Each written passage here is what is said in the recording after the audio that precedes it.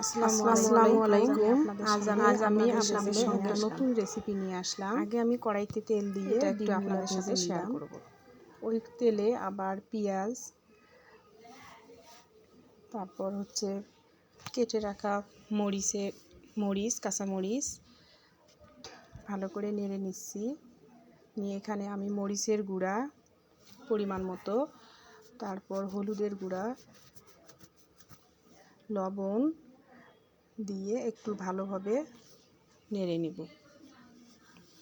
মশলাটা আমি ভালোভাবে কষাই নিব, তার জন্য একটু পানি দিলাম। পানি দিয়ে ভালোভাবে কষাই নিব।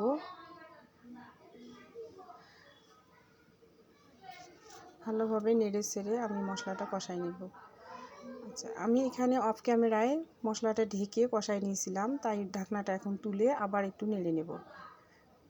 মশলা কষা হয়ে গেছে, তাই আগে থেকে সিদ্ধ করে রাখা আলু আমি এখানে দিয়ে দিলাম।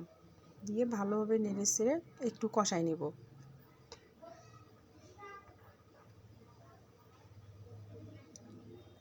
ভালোভাবে আমার ডালটা কষা হয়ে গেলে আমি এখানে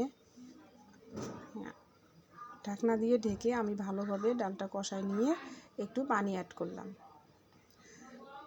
এই পানিটা যখন ফুটবে, ভালোভাবে ডালটা যখন ফুটে উঠবে, তখন আমি এখানে আগে থেকে ভেজে রাখা ডিম দিয়ে দেব। এভাবে আমি আমার আজকের রেসিপিটা রান্না করব। এটা হচ্ছে আমাদের উত্তরবঙ্গের একটা ঐতিহ্যবাহী খাবার।